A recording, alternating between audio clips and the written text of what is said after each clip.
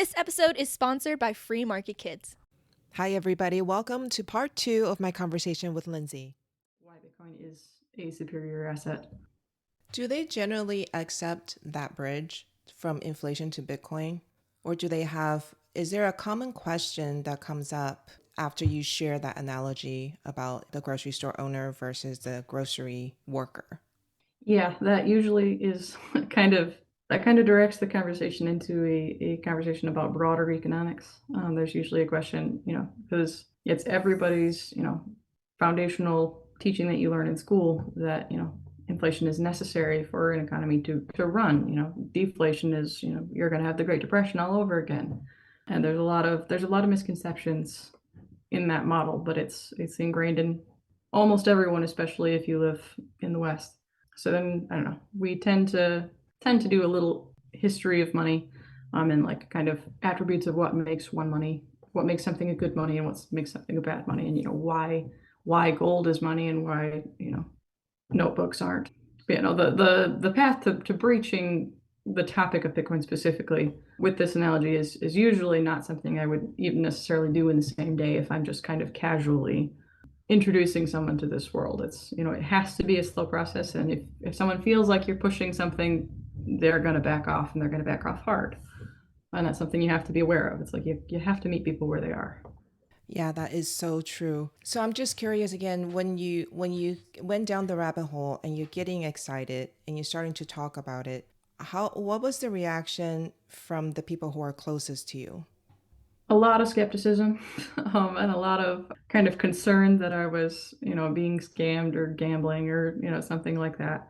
After, I don't know, it was pretty clear to most people close to me that I was spending an enormous amount of time in this space, because I mean, I'm a bookworm anyway, but I was really, really spending a lot of time researching and reading about this. And I think there came a point where they realized that, no, this isn't gambling. This isn't, just some, involved in a bubble or something like that. I'm a pretty thoughtful person.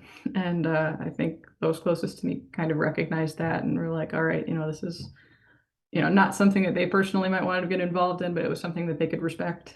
And they kind of learned that if you bring it up, that you're treading on a slippery slope. I might not stop talking.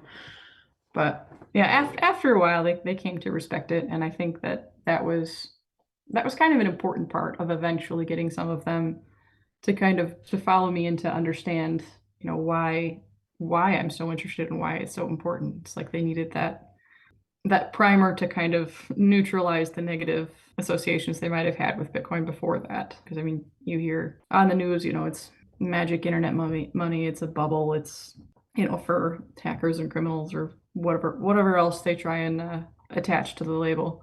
And I feel like seeing someone that they knew in person, or that they just, someone that they knew wasn't involved in any of those nefarious activities, kind of neutralized that negative association.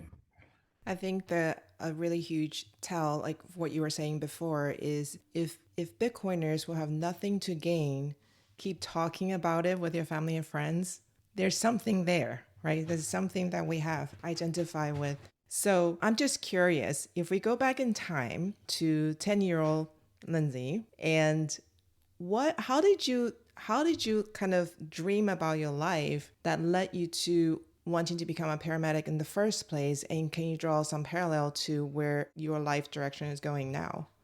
Oof. Well, as a kid, I never thought I'd do anything with the medical field. I thought that sounded so incredibly boring. And I always loved to write. I always loved to tell stories and write stories. And when I initially started going to college right after I graduated high school, I went into technical writing, which sounds even more boring than the medical field, but I thought I was going to be a magazine editor. And then it was on the first day of my second year, and I don't know, I was standing in the grocery store, and there was, a stand full of magazines. And it's like I just looked at it, and I mean, a lot of them were tabloids, but I just had this overwhelming feeling of like, I can't waste my life on something that you barely look at when you're in line waiting at the grocery store. Like, I need to do something that actually helps people. And so I dropped out of school that day, and I went and talked to a couple people that I, was loosely acquainted with, who happened to work on a fire department. And I kind of talked about the best way into first responding, and they told me about an EMT class, and I was shortly thereafter signed up and well on my way. And after 7 years of that, I realized it still wasn't for me. But I don't know that I really had, you know, any concrete dreams as a kid. I was pretty reserved, pretty quiet, and didn't have a real goal. I was very much in the moment. And I think, honestly, I think that changed like most intensely. I mean, a little bit after that college experience and going into paramedicine, but I feel like the point at which I found Bitcoin was a really kind of transformative time in my life, and it's like I feel like I think more about my time and about my future than I ever have before this. And I think Bitcoin kind of has that effect after you learn enough about it, and you learn enough about the other people in the world who need it far more than I do and who are using it as a survival mechanism right now. It's like knowing those kinds of stories just kind of changes your outlook on life. Yeah, it sounds like I'm hearing a common thread here, which is that you wanted to do something that mattered, something that was important. Yes, absolutely. I am terrified of wasting time. That's a great bridge into our next segment. Let's talk about your current project with Bitcoin. Yes. So after I had been fully down the rabbit hole for a little while, I decided I wanted to devote more time to it. I'd already kind of orange pilled some family, some friends, some in-laws, and I wanted to kind of broaden my reach a little bit. So I decided to start a class on through Airbnb experiences to teach people about Bitcoin. And it's something that anybody could sign up for, and it would be an in-person class. Kind of was gearing it towards people who were skeptic, who were not tech savvy, who wanted someone to kind of hold their hand and help them through the harder parts of it. And that's still a pretty new thing. I do it every couple months. And I don't know, it's been so much fun. I kind of walk everyone through, the basics of Bitcoin, the history of money, the petrodollar, basics of, mining nodes, blockchains. And we do practice transactions at the end and kind of just show everyone like you don't need to be a tech expert to get this. Like it's you download an app on your phone and it's very, very simple. And it's fun because sometimes, people will, like, I'll have a younger, not the last time, but a few times ago I had a younger guy who brought his parents over, and the younger guy was a little bit into it. He definitely knew a lot more about it than his parents.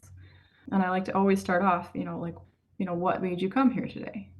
And he immediately answered, and it was more or less what I expected. And that, but then neither of his parents had said anything. And so what about you guys? What is your feeling about Bitcoin right now? And the woman was just like, oh, I wouldn't touch that with a 10-foot pole. Like, I'm just here because he said we should come. And I was just like, oh, I completely respect that. Warren Buffett says you shouldn't invest in anything you don't understand, and I think that's sage advice. Like, hopefully by the end of the day, you'll feel like you know enough about it to make an educated decision. And if you still don't think it's worth touching, then that's your decision, and I totally respect that. So there's a lot of those kind of initiations, and then usually by the end of it, though, people are much more excited about it and very interested. And I send them home with some additional information so they can look at different podcasts and books and whatever their media choice is to learn. They have those resources kind of laid out for them. But it's been so much fun. I wish I could do it full time. It would be a blast. Sounds like it's a really important experience for a lot of these people, especially in the more rural areas where they have less access to local Bitcoin meetups where they can go meet people in person. So can you tell us, how are you reaching these people to tell them about your Airbnb? Where are you marketing your offer? So I started initially on Meetup. I didn't have a whole lot of attention there, and I just kind of posted the Airbnb link there after I decided to go the Airbnb experiences route. And unfortunately, I'm pretty rural, so I still don't get a whole lot of reach, and it does kind of rely on people more or less looking for this, looking for someone to help them with this. And on one hand, that's good because it means that everyone who comes to my class is pretty open-minded and has maybe knows a little something about it. But yeah, I really need to look into a way to have more outreach because, like I said, being Meetup and Airbnb are both kind of local services. They really only outreach to people, within, say a 50-mile radius or something, or unless you specifically look for that town. And that is a limitation right now. But everyone who's found me so far has found me through one of those means. And I've had a couple people where they've made requests for me to, hey, like I can't make it, in that month or whatever, like, can you make a special time? Things like that. But yeah, I need to invest some more time into figuring out how to market to a broader audience. But part of the beauty of the class though is that it is in person, and I think that's really important to a lot of people, especially older, less tech savvy people who are my main crowd. Thanks for joining us today and learning with us today. If the discussion with our guest resonated with you and you would like to dive deeper into the world of Bitcoin, don't miss out on joining the Orange Hatter Women's Reading Club. The meetup link is in the show notes. Also, if there are women in your life whom you think would both enjoy and benefit from learning more about Bitcoin, please share Orange Hatter with them. Until next time, bye!